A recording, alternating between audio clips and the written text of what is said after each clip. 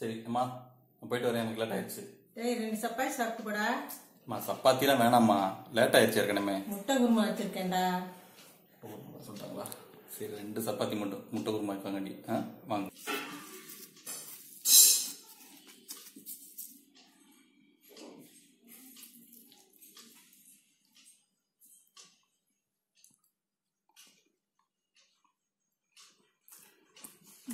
செம்மையா இருக்கு. இன்னைக்கு எப்படி செய்யறதுன்னு பார்ப்போம் முட்டை குருமா. அதுக்கு முன்னாடி டேஸ்ட் ஆஃப் மதுரை சேனலை சப்ஸ்கிரைப் பண்ணிடுங்க. டேஸ்ட் ஆஃப் மதுரை சேனல்ல இன்னைக்கு பார்க்க போறது முட்டை குருமா. இது ரொம்ப செய்யறதுக்கு ஈஸியான ஒரு டிஷ்ஷு. பொருள்களும் தேவையான பொருள்களும் ரொம்ப ரொம்ப சிம்பிளானது தான். இப்போ தேவையான பொருட்களை பார்க்கலாம். 4 முட்டை எடுத்து வச்சிருக்கேன். அதுக்கு 4 பெரிய வெங்காயம், மீடியம் சைஸ் பெரிய வெங்காயம், 3 பச்சை மிளகாய் 2 கீறி வச்சிருக்கேன், 2 சின்ன தக்காளியை வெட்டி வச்சிருக்கேன், 1 டீஸ்பூன் சோம்பு, ஒரே 1 டீஸ்பூன் மிளகாத்தூள், அரை டீஸ்பூன் மஞ்சள் பொடி. இதுதான் இதுக்கு தேவையான பொருள். இப்போ வாங்க எப்படி செய்யறதுன்னு பார்க்கலாம். சட்டி காய்ஞ்சதும் கொஞ்சம் நல்லெண்ணெய், நான் சமையலுக்கு நல்லெண்ணெய் தாங்க யூஸ் பண்ணுவேன். கொஞ்சம் நல்லெண்ணெய் நல்லா தாராளமாக கொஞ்சம் விட்டு சோம்பு தாளிச்சிட்டு, சோம்பு பொரிஞ்சதும் சோம்பு பொரிஞ்சிருச்சு. இப்போ இந்த வெங்காயம் பச்சை மிளகாய் வெங்காயத்தை போடுறேன். இது நல்லா வதங்கணுங்க.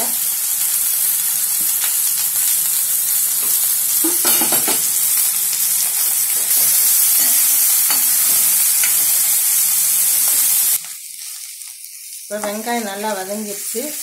இப்போ இது கூட தக்காளி சேர்க்குறோம். தக்காளி, மஞ்சத்தூள் சேர்த்து உப்பு தேவையான அளவு,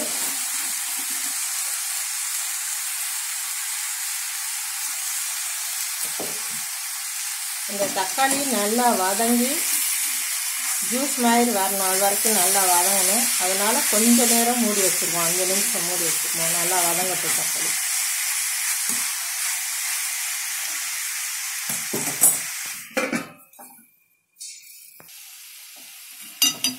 தக்காளி நல்லா வதங்கிடுச்சு.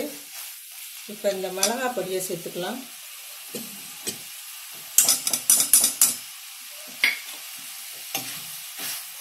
ஒரு கிண்டி கிண்டி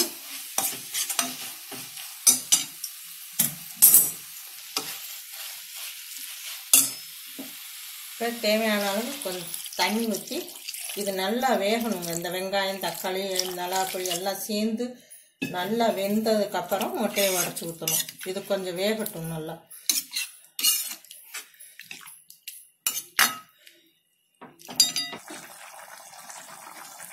நல்லா வெந்துருச்சு. இந்த வெங்காயம் தக்காளி எல்லாம் நல்லா சேர்ந்து குழம்பாட்டம் வந்துருச்சு.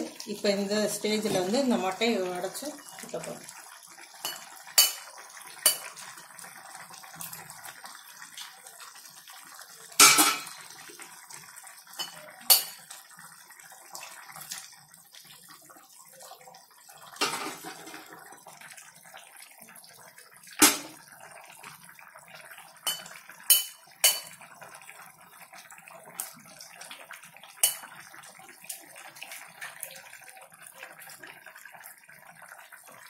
முட்டையை உடச்சி ஊற்றியாச்சு. இதை அப்படியே கிண்டி விடாமல் ஒரு 5 நிமிஷம் மூடி வச்சிருங்க. 5 நிமிஷம் ஆயிடுச்சு.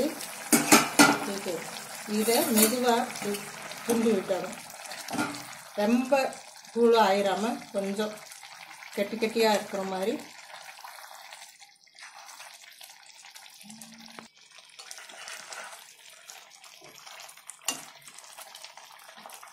இப்போ பாருங்கள், முட்டை குருமா ரெடி ஆயிடுச்சு. பாருங்கள் நல்லா, இது சிம்பிளான டிஷ்ஷு. இது நல்லா சப்பாத்தி தோசை இதுக்கெல்லாம் வச்சு சாப்பிட்லாம். நல்லா டேஸ்ட்டாக இருக்கும். இப்போ இதை இறக்கிடலாம். நீங்களும் இந்த முட்டை குருமாவை உங்கள் வீட்டில் செஞ்சு பாருங்கள். இந்த வீடியோ உங்களுக்கு பிடிச்சிருந்துச்சுன்னா லைக் பண்ணுங்க, ஷேர் பண்ணுங்க, கமெண்ட் பண்ணுங்க. டேஸ்ட் ஆஃப் மதுரை சேனலுக்கு சப்ஸ்கிரைப் பண்ணுங்க.